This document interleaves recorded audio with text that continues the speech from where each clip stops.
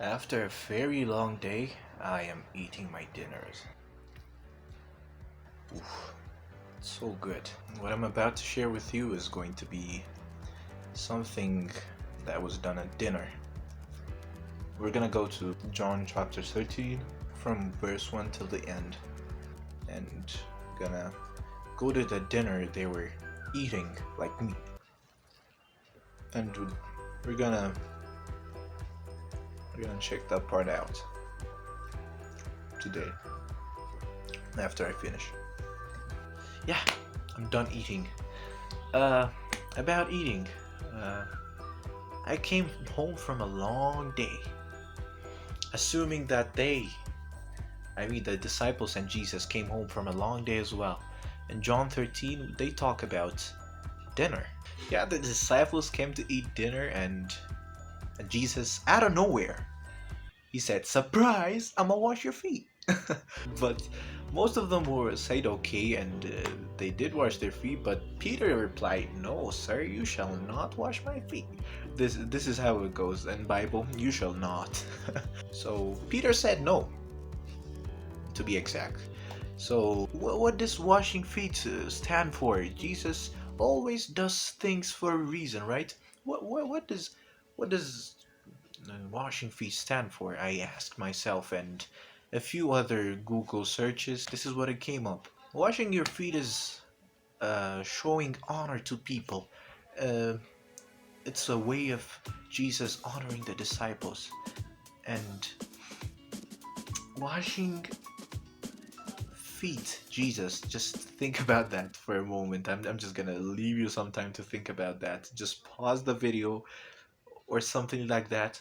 Just think about Jesus washing the disciples' feet. Boy, it's going to be nasty. There were sandals and everything else. Uh, they were walking for the whole day. Uh, their feet was not clean. For Jesus to do what servants do for masters, it's the opposite of it, isn't it? It's not. It does not make sense. The leader washing the followers' feet, or the followers washing the leader's feet. That would be more humble or awesome.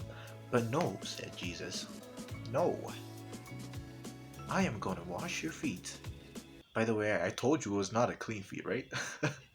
Because they had to wear sandals the whole way, and their feet was not clean as our parents' feet when you were washing them, or someone else's feet. But Peter said no. No, sir, you shall not wash my feet. On number 8, I'm reading NIV by the way, John 13:8. He said, "No," said Peter, "you shall not wash my feet." And Jesus answered, the Lord replied, look at this, "Unless I wash your feet, you have no part with me." What? What does that mean, Lord? What are you talking about? But then again, Peter said, "The Lord, give me a bath." He said that. He said, "Give me a bath. Not only just my feet, but my hands and my head as well." So Jesus answered, "No, I'm not giving you a bath." Number 10. Those who need a bath need only their feet. Their whole body is clean. And you are clean, though not every one of you. For he knew he was going to be betrayed. Very, very, very, very soon. Lord was... They didn't know what he was doing. Uh, he came to Peter Simon and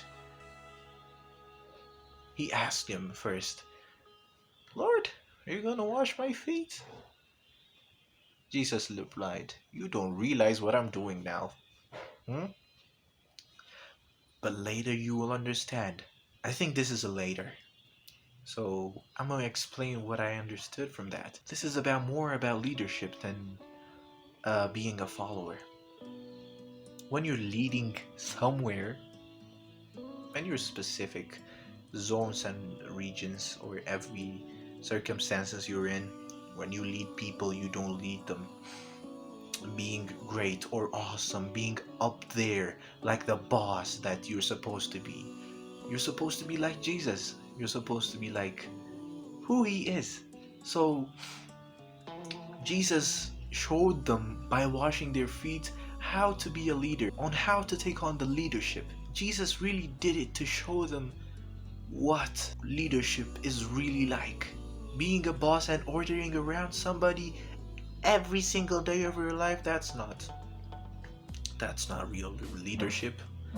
You have to come down with the people that you're serving, and you have to wash their feet no matter how nasty it is.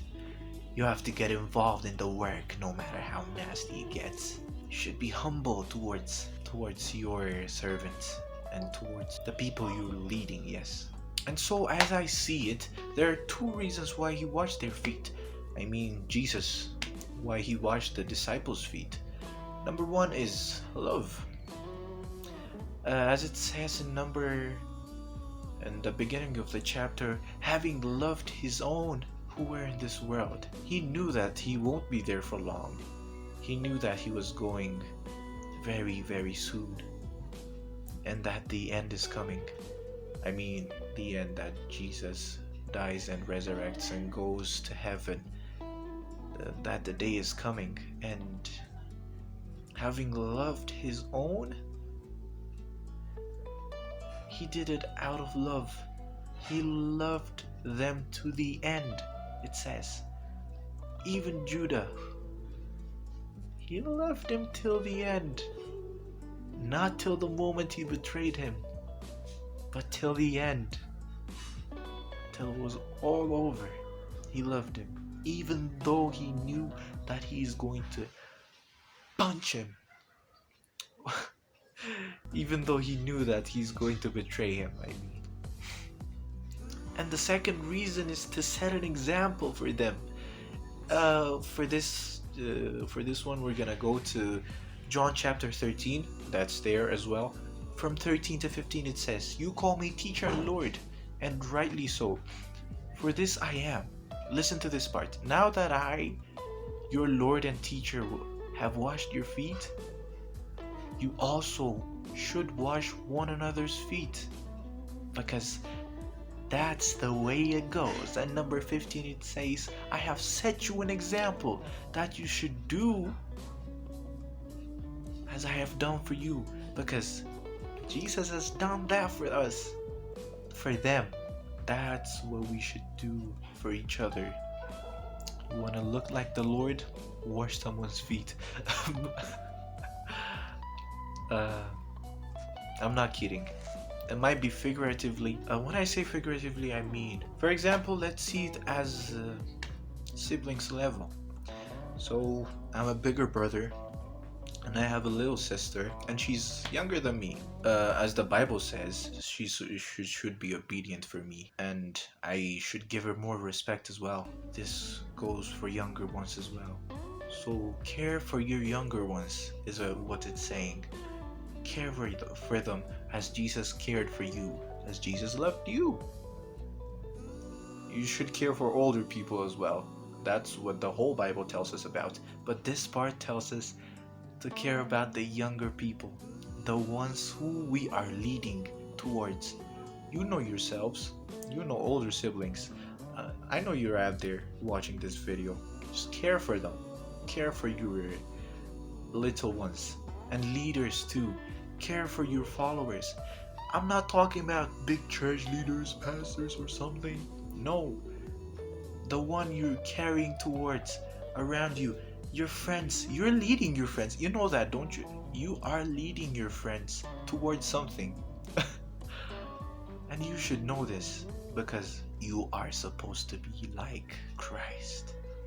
So Christ washed the disciples' feet. You wash your friends, your siblings' feet, by leading them and taking care of them from one way to another. No, you should not carry them. That's not what I'm saying. They're their own person.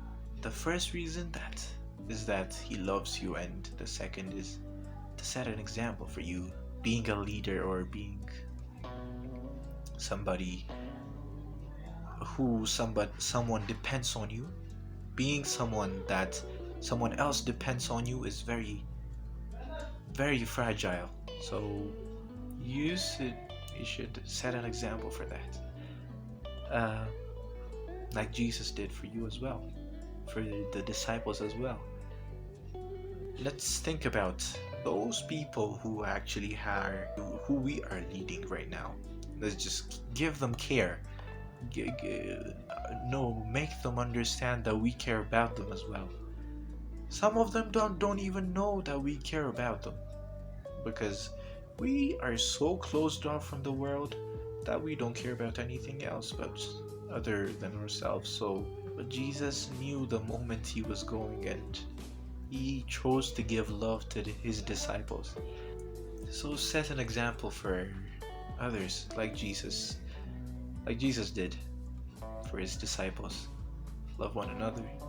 All right, goodbye. It's nice to share the word with you as well.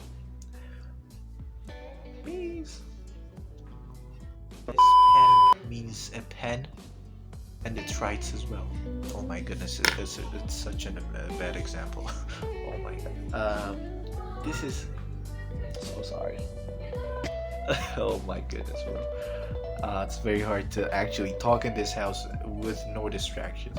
My whole family is shouting in the background, and I don't know what to do.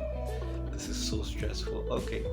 Oh, na na na, na na na, la la la. Bloopers. Goodbye. Thank you for watching this episode. I don't even know if this is an episode, but Jesus reigns, and he loves you as well. Goodbye.